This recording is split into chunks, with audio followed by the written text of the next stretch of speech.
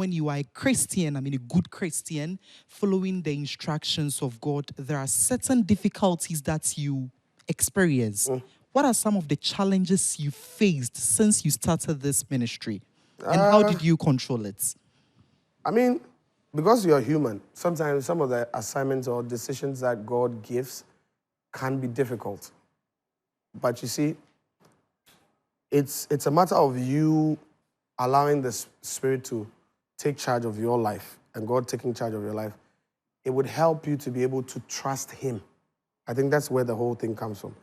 The fact that, okay, this doesn't make sense, but if God has said it, then I trust Him. I'll just go with it. In my ministry, there's been many times where there's something maybe comes up, I tell the team, we have to do A, B, or C. It's difficult for everyone. Everyone is looking at it. But that's not the normal way. Why are we going to do this? But because they also understand that God put me there as a lead and He gave me the instruction, when I give to them, they all trust, okay, if this is what you're saying, even though it might not make sense right now, let's all follow through. And whenever they do, they see that by the end of the day, it turns out to be something so glorious. In the beginning, it was difficult. Now they don't see it as difficult anymore. So the thing is, the more of God you trust, the easier it becomes for you, because you realize that you're not doing it based on an idea or whatever you have, but the fact that it was an instruction by God. And when God gives an instruction, He would always make sure that it comes to pass. So, amen. Yeah. All right, so you get your inspirations from things that are happening. Was something happening when you wrote to give me oil in my lamp? Oh, give me oil, I was just in a service. Okay. I think I was in a service, and then all of a sudden it felt like I had like a block. I couldn't hear what was happening in the service, but I could hear the song.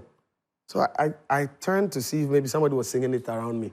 Oh. And then I realized that no one was there. So I figured, okay, no, so it's a song that, I'm sort of like hearing in the spirit. So I just took the phone, I said, and then I left it.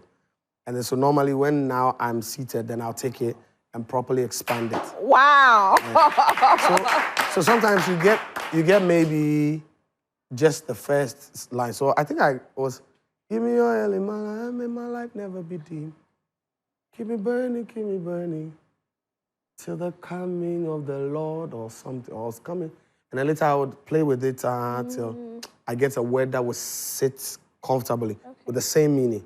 And then later I had to add the others. Yeah. And then second verse, I'm thinking, okay, if this is the verse, what else do I want to say? If I'm saying He should give me oil to stand till His coming, then what's the main subject? So I say, I want to be ready when you come. I want to hear you say, well done. So keep me burning till the coming of the King. And so basically that's how.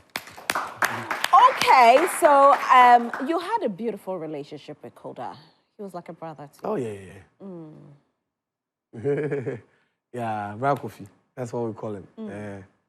And the news of his death, how did you take it? Oh, it was a difficult moment. I mean, it still is. I think sometimes we're still living in denial, about the fact that maybe he's still around, or, once in a while you have the awareness that he really is gone, and it's a difficult experience. But God knows best. He's God's, so if He decides He wants him back home, who are we?